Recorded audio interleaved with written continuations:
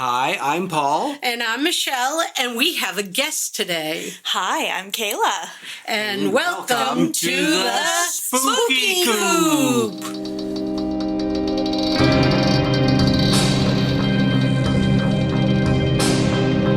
Welcome to the Spooky Coop.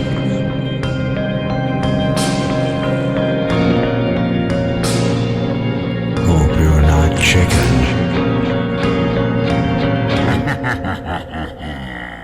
Hey guys, we have a couple of good stories for you here. We have our guest Kayla, who is going to tell us an amazing story that she went through, and I think you're going to find it just absolutely outstanding. Oh, I've been looking forward to this. Yeah, a real true story from a real true person. But first, I'd like to tell you a story that I promised to tell you a while ago. And if you bear with me, I'm going to try to make it as entertaining as possible. It's not necessarily, the funniest story out there, but with a little humor, I think we can make it... Is that my cue? Your cue? Yes. Sure. We can make it the most interesting that we can. After all, the Spooky Coop, we try to tell you the stories and give you a little humor in them because we don't want everyone to be depressed. Yeah, that's good. Yeah. We're just plain too scared. Or plain too scared, yeah. Oh, we're chicken. Yeah, you don't want to be chicken. We want to be a happy chicken. A happy chicken. Yeah. We want it to be extraordinary. Oh. You remember if you... Now you're yoking me. Yeah. Do you remember a couple episodes back I promised to tell you where the expression "I got the Willies" came from, or I feel like I feel the Willies? I've been wondering that. Yeah. Yeah, well, we're going to tell you now. All right? Long time ago, 1820 something, there was some people named the Willies, Samuel Willie and his family, bought a place in Crawford Notch. Now, Crawford Notch is a road through the White Mountains in New Hampshire. The White Mountains in New Hampshire have two notches through them. Notches are kind of like roads that go through the mountains. And if you're not familiar with the White Mountains are, they're kind of deceptive. They are very, very tall. How deceptive are they? They're so deceptive. They're very, very tall. And when you drive through them, you might see like what you think are rubble or, kind of rocks that you could pick up and throw, or Barney maybe the rocks. Flintstone? Huh? Barney? Rubble? Flintstone? No, but there was a famous Barney that's connected to the rocks. He found the through line. We'll talk about Barney after. Obscure segue ever. Yeah, really. And these rocks are actually the size of school buses and houses and stuff. But anyway, and we'll get to the Barney after. Anyway, when you go through these notches, long time ago, you had to take horses and buggies and stuff. And even though you drive your car through the notch in, half hour, an hour, buggy trips were a lot longer. There's a river that goes through this called the Saco River, the Saco River, depending on who you are. I floated down that river before. Yeah? It's not that deep, is it? No, it's not. No, it's like 3 feet Thank deep. goodness, because I am terrible at swimming. It's only like 3 feet deep. After the Willies bought this building that was called the Notch Inn, they decided that they were going to turn it into a tavern, a bed and breakfast, and, into a big deal. And Sam Willie was going to make a lot of money with it. Well, the year that he bought it, there was a big rainstorm, and it knocked down part of the mountain on the other side of the Saco River. When it did that, he kind of panicked. He's like, I didn't know the mountains would come down like that. Yeah, you don't expect that. No, you don't expect a mountain to just fall. Usually you only see that once, too. Yeah. Yeah. Yeah. You don't live to tell that tale. Yeah, no, you don't. So that was something that he decided that's not so good. So he dug a hole. Double plus ungood. Exactly. Double plus ungood. No. 50,000 tons of rock barreling towards you. Not good. Not yeah. good. So he said, I don't think I like this very much. So he and the people who work for him, he had 2 guys working for him, helping him turn his building into what he wanted. And so they got together and they dug a cave in one of the walls of behind his house, towards the side of his house. And I knew there was a caveman story in here somewhere. Barney Yes. Rubble. Yeah. Yeah. So anyway, he dug this cave, he put food and stuff in it, and he said to his family, if there's ever a landslide on our side, we're going to go in there and be safe. Well, that summer was one of the hottest summers on record. How hot was it? How hot was it? Yeah, what's the punchline? It was so So hot. I have a how cold was it joke. I don't have a how hot was it joke. Flip it, the opposite of the punchline of the cold joke. How cold was it? There was a guy on the corner selling soup on a stick. How cold was it? A flasher was showing pictures of himself. I like that one. Yeah, I have no how hot was it jokes. Anyway, it was so hot that all of the water on the mountainside See, you did have an answer. was drying up. And the mountain was really, really dry. It was called Mount Webster at the time. And then they had the biggest rainstorm ever. Probably, How big was it? it was so big that when it sat around the house, it sat around the house. Anyway, this storm was probably the biggest ever recorded, even to this date, because the Saco River went up to 20 to 22 feet. Ooh. Now, this is a 3-foot river. Yikes. And That would fill the whole valley. yeah, it filled the whole valley. What happened was Great body surfing. not if you had a body. You could only do it once, but it would have been great. Yeah, I mean, it probably would be awesome. Just I didn't want to try. I don't think the Willies like that. So, but what happened was they were in there when the rain started coming down. They saw the river rising. Now their little inn was set back from the river, up a bit on Mount Webster. They started praying. They were all in their pajamas and they were all at the Bible, and they put the Bible on the table and they started praying that they'd be safe. And then when they started hearing the mountains start rumbling, and you could imagine the sound of this rumble, rumble, rumble. Barney Rumble. I knew you were going to say it. I thought I would get it there before you. When they intercepted. Yeah. That much. Go ahead. And when they started hearing this rumble, they all said, this is it. We got to run to our shelter. So they all got up and started to run to their shelter. Now you got to remember, this is like way back in the 18th century in a blazing rainstorm, in an incredibly horrible rainstorm, worst they'd ever seen, with mud from the Saco coming one way and rocks and landslide coming down from the mountain. And this isn't just rocks, this is mud, trees, everything that was on that mountain. Horrifying. Probably a deer or two, you know? Yeah, oh dear. Wildlife. Yeah, Oh dear. Anyway, this is all coming down, and there's no lights.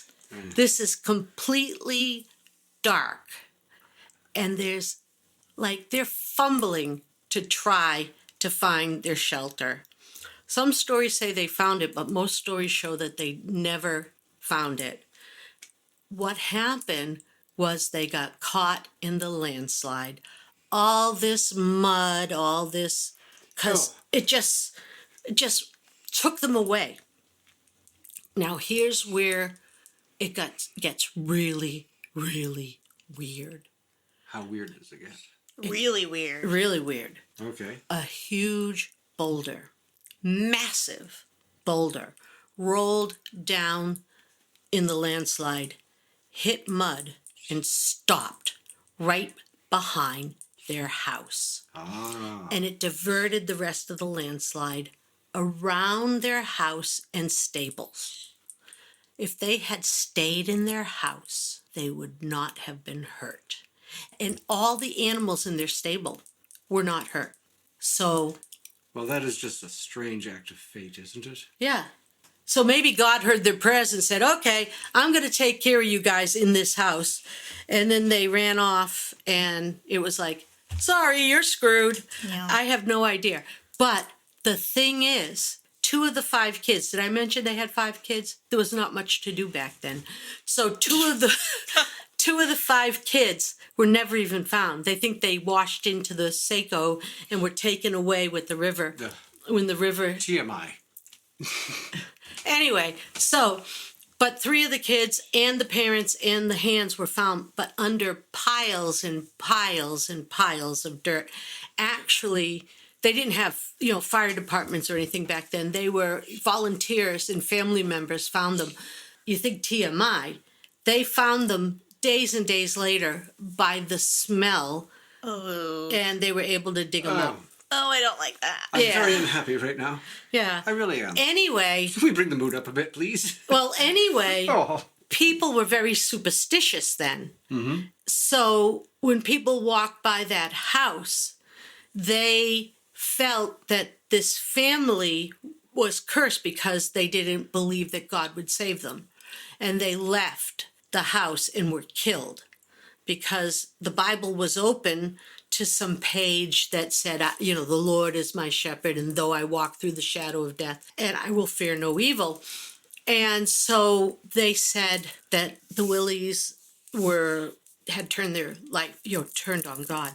And so when they walked by, there was a sense of, oh, this is The Willies. yeah. And they would say that they felt evilness, or they felt something run up their spine. This bad feeling ran up their spine whenever they went by the Willie house. And it stuck even today. If you have a feeling go up your spine, or you feel chilly, or you feel a bad feeling, or you feel this evilness around you. Haunted. Yeah, haunted thing. You have the Willies. Something trying to possess you. Yeah, you have the Willies. That house is still there, too. No, it's not. No? No, the house burnt down, and they put a reconstruction Oh, it's a of reconstruction. part of the house, which they use now as a It's like a little tourist museum. place. Yeah. like a tourist place. But that boulder is there, and it's They're huge. not. Yeah, but they think it's only part of the boulder. Yeah, because it's probably eroded away after a couple hundred years. And people took chips of it as souvenirs and things. And there's one more thing. I don't know, Kayla, if you ever went up the path behind it, but there is a path behind. They renamed Webster Mountain Willie Mountain. Mm-hmm. So there's a path behind Willie Mountain. And if one of you guys listening want to see something cool, Willie Mountain, there's a part of it you have to climb a ladder to get up. I don't think they turned it into steps yet, but you have to climb this ladder. And when you're climbing the ladder, a lot of people have said that they've seen a little boy with blue pants, like breeches, not full pants, that tie up at the waist. No sequins. No. No. That tie dancing at the shoes? waist. Huh? Dancing shoes? I don't know. I think he's barefoot. Ah. Yeah. And they're not bare feet. They're human feet. Man, see, I got excited. Yeah. I thought we were going into the world of 19th cryptids century. here. Yeah. And he has a white shirt that ties. Mm-hmm. And if you ask him, where is he from? He doesn't answer. So this little boy, if you talk to him first, he won't talk to you. And then if you look away, he disappears. Or if you don't talk to him, he'll ask you where you're from. And if you answer him, he'll disappear. And if you don't talk to him, then he disappears. So he disappears anyway. People think he's the ghost of one of the little kids that got killed there. And he's been cited by a lot of people. Also, if you photograph him, he doesn't show up in pictures. So that's really kind of spooky. cool. Genuinely spooky. Yeah, That's that one for the one's a spooky very spooky story. Yeah, one person said, because a lot of people go up to the top of the mountain to ski. One person said that they saw him up there in the cold, and they asked him what he was doing up there without any jacket or anything. And she turned away to tell somebody, there's a boy up there and then she went to find him and she couldn't find him. I can't imagine having to run out to shelter in the dark. I mean, if you drive through that notch now, there are no lights, and it is pitch dark out there. I can't imagine. I would be so creeped out being out there at night. Like And in a rainstorm, there would be no stars. It would be completely black. Oh my goodness! As dark as dark could with be. the river up 20 feet. Oh man! Yeah, it's beyond belief. Yeah. It's absolutely beyond. And then some people are upset because they can't get the right cappuccino. Well, But that would bug me. A good cappuccino, though. Yeah. Can really set off your day right. Yeah. So. Some people would give their left arm in the mountains for a cappuccino. Oh yeah. Yeah. Yeah. But then again, while they're trying to get one, a bear could eat them. It's a long hike down before you can get to a nice bistro. So, Kayla has a story of what's been happening in her life, and it's really, really creepy. Oh yeah. And that's why she wanted to come in. She doesn't live all that far from us, and when she heard our podcast, she really couldn't wait to come in and tell us her story. Yeah, I love the Spooky Coop. I am so excited to be on the show, so thank you for having me. So I'm from Maine, so I think most of you know where Maine is, but that's, Yeah, it's the main place in the New England. main place to be in New England, right? We love our clam chowder and our lobsters and stuff. So this is something that happened to me about a decade ago, and it's still happening. And I think it's so spooky, so I thought I'd tell you guys about it. So I was living at home, as a teenager, as you do with your family. I lived with my mother, my father, a couple of siblings, and my grandmother lived with us. Now, my grandmother was so awesome. She was so fun. But she was starting to struggle with some dementia, and she was having a really hard time. And, looking back on it, we probably should have put her in a nursing home or something. But she was the matriarch of the family. We didn't want to do that. That just didn't seem fair. And we figured we could take care of her. So she lived with us for years. And after a while, we had to start doing things like putting child locks on the cabinets and making sure that we locked the front door, because she would just get confused and she would walk out the door. And we were just afraid of what would happen if she left, right? So, as you can imagine, it wasn't a very predictable environment. You never quite knew, but Grandma was awesome. She was a lot of fun. Now, there was this one day, and kind of in honor of what's happening today, right? Because we're recording this, near 4th of July, which is a lot of fun. So happy 4th of July, everyone. So there was actually a 4th of July party that my family was hosting, fireworks and stuff. And how did she do it, fireworks? I mean, she wasn't that bad with them. She definitely was a lot braver than our dogs were. Oh my gosh. Wow. It's just constant cuddles when fireworks were happening. But, we lived out in the middle of nowhere in Maine, so it's not like they were used to a lot of that noise. But, the family left and we weren't paying attention, and I feel so bad about this now, but we weren't paying attention, and the front door didn't get locked. And I guess Grandma got out, right? She wandered, yeah. Now, at this point, I'm not a very social person, so that's why I listen to a lot. That's why I listen to a lot of podcasts. Gee, you sound social to me. Yeah. So you would never know it. So I had to go up to my bedroom pretty early. I just needed kind of a break, and I didn't know that Grandma had gotten out by then. I sound so bad saying that, like she was some child or something, but we had to really keep an eye on her. Yeah, well, it's hard. Yeah, it was really hard. But you can't put a leash on Grandma. Oh God, no, not like you can with a toddler, right? those little I don't know if toddler. you can really do that. I mean, you put a leash on a They're toddler. like little backpack leashes. I see them in the mall all the time. I think they're brilliant.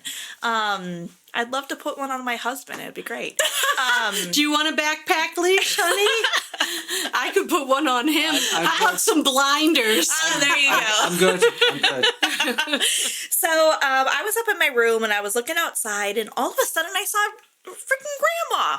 Oh, just no. standing in the backyard. Grandma or friggin' grandma? Freaking grandma. Oh, right? jeez. Well, okay, so I wasn't expecting to see grandma out there, and there's something really creepy about looking out your window in the middle of the night and somebody's just standing there. Yeah. And Yeah. she was looking up at my window, and she was doing this really weird thing. She was holding up like one of her hands, and she was pointing at one of her fingers. Huh. And I was so...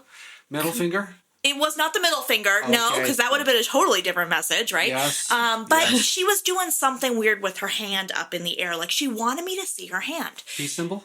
Peace symbol, yeah. She, I mean, It wasn't this one. it was, you can't see the symbol Hey, he's guys. making. Hey, guys. This is a podcast. Yeah, we're having too much fun back here in the studio. So I freaked out because grandma's outside and she's not supposed to be. So I wake up my mom, I wake up my dad, all the guests have left by now, and we run outside and grandma's gone. She's not there anymore. Yeah. So, and this is a very sad part of the story, so I'm sorry to bring it down a little bit. But, we get a phone call after we call the police. We get a phone call a few hours later, not even that long later, that a bus driver had actually found my grandmother. Oh, no. Yeah, she had passed away. And it looked like it was peaceful and natural. Like, she just got confused, wandered away, and just fell asleep. So, I mean, she liked to travel and stuff. She traveled a lot in her life, so I think she just wanted to go on a trip, right? Like, Oh, isn't well, that maybe kind of it was happy. I think a it little. was happy. I think it would have been happy. And, it was But really it's sad. It was sad for us, right? But, we did our thing. We had a really beautiful service for her. And like I said, this is about a decade ago now. And that's when things started getting weird. So How weird did they get? they got really weird. So That's how that night, I'm back in my bedroom and I look out the backyard and there's freaking grandma again. You're kidding. That's weird. Alive. Okay, yep, that's alive. weird. We had just buried her like 5 hours previously. And she was in the yard staring God. up at me with her hand up in the air, pointing at one of her fingers again. Holy crap. Freaked me out. I thought I was losing my mind. I screamed. You just don't expect it. Yeah. No, you don't. I felt like I was losing it. So, of course, I do what any self-respecting woman would do. I start Peed your crying. pants? I start crying and I go and wake up my mom. Yeah. And I go, Mom, oh my God, I just saw grandma in the backyard. I don't know what's going on. And my mom said, well, what was your grandmother doing? And I told her about the hand thing. And my mom, Your mom must have been pretty cool about spirits. she was pretty cool, which was surprising because I didn't know that she believed in stuff like that. I thought she was going to freak out like I did, and it's probably for the best that she didn't, because having 2 people screaming and crying, I think my poor father, right? But my mother told me that she's You'd not be looking for a 2-for-1 sale at the asylum. right. Seriously, just ship them both off. So my mom told me that she felt kind of bad about this. I guess it's something that she never really thought she'd have to tell me. But my grandmother had given her a really valuable ring that was intended to be given to me. So she gave it to her daughter and said, I want you to give this to your daughter. So it was always intended to come to me. And my mom told me that when we had moved to Maine a few years beforehand, it just got lost. Oh, In all the no. moving, she lost it. And she hoped that with my grandmother getting dementia and me not knowing about the ring in the first place, that no one would know, that it got lost. No. And she said to me, you know what? I think your grandmother knows that I never gave you that ring. Holy and she crap. wants you to have that ring. Oh my God. I got this chill. It was like my skin was you got the willies. I got the willies. You I got got the willies. and you had chicken skin. I had chicken skin. It all ties together. The world harmonizes, right? Yes. So, oh my gosh, I'm thinking, oh great. Am I going to get haunted by my grandmother for the rest of my life? Until someone finds the ring. And I think that that's what's happening, you guys. So a couple of years later, I started going to college, and I went all the way to California for college. So you would think that if my grandmother haunting us had anything to do with anything other than me getting that ring, she wouldn't have followed me all the way to California. But she sure did. My first day in that dorm, there she is outside of my window, Holy holding crap. her hand up. Uh-oh. Yeah, oh my goodness. And I have seen her several times a year for almost 10 years now. Holy crap. And no And one's found the ring. No one's found the ring. We have torn the house apart. And I am at this point now where I'm like, what's it going to take? I mean, I love my grandmother. I love seeing her, but it's creepy. And I don't want to have my grandmother staring at me through a window with her hand up, for the rest of my life. But I just don't know that we're going to find that ring. And she does the same thing every time. Every time. It's always the exact same gesture. And by the time I get outside, or by the time I call somebody else over, or if I look away and then look back up, she's gone. Wow. Yeah. Isn't that creepy? Wow, that's really creepy. Yeah. And now I kind of want to know about this ring. Like, what's so special about this? My mother had no idea. She thought it was just like some ring. But it has to have been special, right? You have to tell your grandmother when you see her next time. We just can't find it, Grandma. Or find out what it looked like and have one made up like it so you could show her. I mean, maybe, but She'll know, won't she? Yeah, she should. She'll my probably- grandmother she's would a know. spirit. And then, Yeah. do you really want to lie to a spirit? I mean, Oh, bad mojo. yeah, bad bad mojo. Yeah. Unless they're evil. Well, If they're yeah. evil, I mean, but don't talk to them. But I don't think my grandmother was evil. I don't think so. No. No. She was a pretty cool chick. Yeah. Yeah. Yeah. I wonder if you could tell her that it's gone. But then she'd start haunting my mom, which, that's fine. She could do her time. Well, that's a spooky That's an story. amazing So story. that's my contribution to the spooky Thank Coop. you. Yeah, thank you Thank for you. telling us. That's absolutely amazing. Yeah, I'm just excited to tell it to people who aren't going to call me crazy. No, you're not Yeah. crazy. Not yet. Not yet. You're as crazy as us. Oh, okay. That's comforting. Yeah. Yeah, that's amazing. Well, that's the end of the podcast today. We really, really want to thank Kayla from Yes, Maine. Thank you, Kayla. Oh, it's my pleasure. I'm so excited to be on an episode of Spooky Coop.